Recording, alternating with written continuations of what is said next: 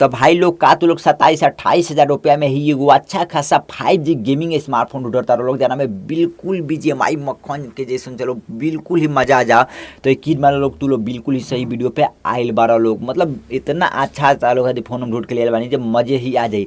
आज हम बात करे वाला बानी iQOO 9AC 5G फोन के बारे में। मतलब वाकई ये फोन के जब हम देखनी तो कतई जहर वाला लागल। एक फीचर भले आज से 9 महीना पहले ये फोन लॉन्च भइल रहे, लेकिन आज भी ये फोन दमदार बा, लेकिन कई सारा मामले में कमी भी लागल। सब कुछ बताए वाला बानी 9 महीना में कैसे को एक्सपीरियंस रहल फोन कैसन बा कैसे नहीं, सब कुछ बतावे वाला बानी। तो चलो लो भाई लोग पूरा वीडियो को ध्यानपूर्वक देख लो, हम फटाक से वीडियो करता नहीं शुरू।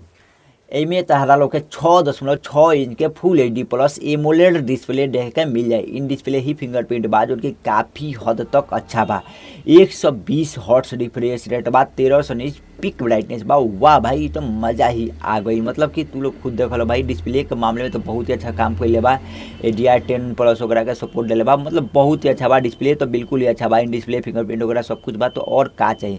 और भाई पंच होल डिजाइन के साथ बा तो और भी ज़्यादा खूबसूरती बढ़ा देता, तो मज़ा ही आ गई बा डिस्प्ले के मामले में। एमे तहरा लोग के क्वालकॉम के स्नैपड्रैगन 888 वाला 5G प्रोसेसर देख के मिल जाए, जो उनकी बहुत ही अच्छा गेमिंग खातिर प्रोसेसर मानल जाला। मतलब बिल्कुल मैक्स बा, केहू लखन BGMI वगैरह खेल लोग बिल्कुल लेग ना करेला ई जो फोन में प्रोसेसर लागल रहेला। लेकिन ई प्रोसेसर में दिक्कत ई बा कि बहुत ज़्यादा हीट होला। मतलब फोन तार लोग का बहुत ज़्यादा हीट हो जाए, बिना कामों का हीट होला। नॉर्मलो यूज पर ज़्यादा इस्तेमाल करो तो हीट हो ना, तो गेमिंग खातिर तो बिल्कुल ही मक्खन जैसा गेम चल रहा भाई। मतलब यकीन मान लो 50,000 के फोन में ई प्रोसेसर देखे मिलेला, ROG 5 वगैरह में देखे मिला था, फिर भी एमे लागल बा तो बहुत ही अच्छा बा। मतलब प्रोसेसर तो बहुत ही अच्छा बा, मतलब मज़ा ही आ गई बा। और मतलब दाम भी तो कम बा, और भी देखो लोग प्रोसेसर एकदम मैक्स आउट बा भाई। BGMI तो मौज करते बोलो खेलते हुए तो लोग देख लो भाई लोग। इनमें तो लोग का हेडफोन जैक देखे के नाम मिली, लेकिन डॉल स्पीकर देखे के मिली, जानो कि आवाज़ काफ़ी हद तक लाउड बा। फिर भी हेडफोन जैक के कमी तो खाली Type-C वगैरह में कनेक्टर लगा के ओकरा बादे से इस्तेमाल कर पेबो लोग, तो ई तो नहीं गलत लगल भाई। हेडफोन जैक तो देवे के चाहिए, कनेक्टर तालो के बॉक्स में ही मिले जाना से तालो के दिक्कत उतना ना हुई। फिर भी हेडफोन जैक में यार मज़ा ही आ जाला। तो हेडफोन जैक तो फ्लेक्सी फोन से निकालल चालू कर दिल बा, तो हेडफोन जैक तालो के बिल्कुल भी देखे के ना मिली। एमे लागल बा 45 mAh के बैटरी, जो उनकी 66 वाट के फ्लैश चार्जर के सपोर्ट करला। चार्जर तालो के बॉक्स में ही देखे मिल जाना से दिक्कत वाला कोनो बात नहीं है। तो देखा लोग मतलब बैटरी तो नहीं कम बा, 45 mAh बा। मान था फ्लेक्सी फोन में तो बैटरी कट आउट करबे करल सन, तो चार्ज उतना ज़्यादा ना टिकी भाई। फोन पहले बताता नहीं 3 से 4 घंटा तक गेमिंग को टिकी, और बाद से नॉर्मल यूज पर दिन भर के बैटरी बैकअप दे दी। एमुलेट डिस्प्ले लागल बा तो थोड़ा अच्छा से कस्टमाइजेबल बैटरी को तो टिकी, चार्ज सुन बात नहीं है, नॉर्मल में टिकी और फोन के मुकाबले तो नहीं कम टिकी। एक बात तालो के फोन के फुल चार्ज करे में तालो कि 1 घंटा तक समय लाग जाई।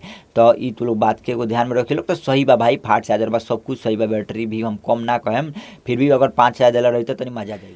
एही में LPDDR5 वाला रैम दिले बा, UFS 3.1 वाला स्टोरेज दिले बा। लेकिन भाई लोग तू लोग एमे SD कार्ड नहीं लोग लगा सकत तनी, ई उससे कोनो दिक्कत नहीं है भाई। आजकल तो SD कार्ड के ज़्यादा इस्तेमालो नहीं करत, फिर भी मतलब रही तब मज़ा आई, तो पोर्ट रही तो फिर भी एमे SD कार्ड नहीं दिले, ई बात के तालो के समझे के चाहिए।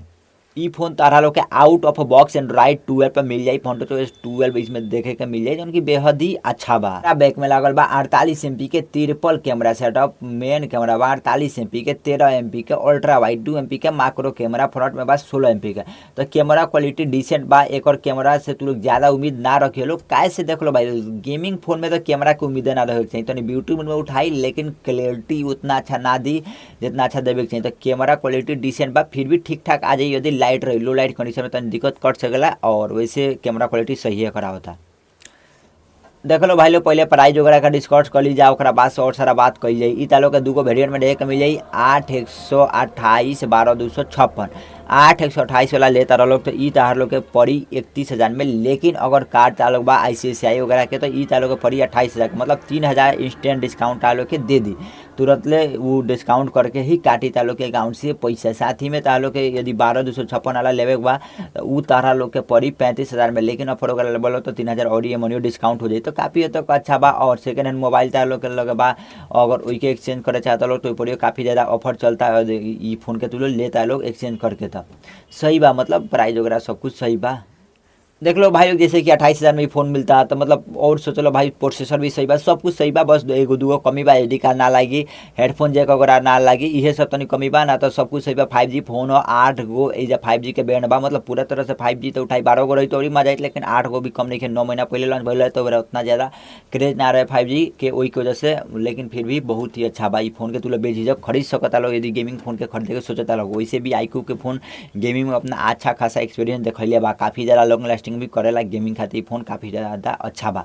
भाई लोग तार लोग का राय बा कमेंट करके बताओ लोग। ई वीडियो के हम ज़्यादा लंबा ना खींचे, यही साथ वीडियो करते हैं समाप्त। मिले तार लोग से एगो अगला वीडियो में, तब तक खातिर बाय बाय। जय हिंद, जय भारत, जय बिहार।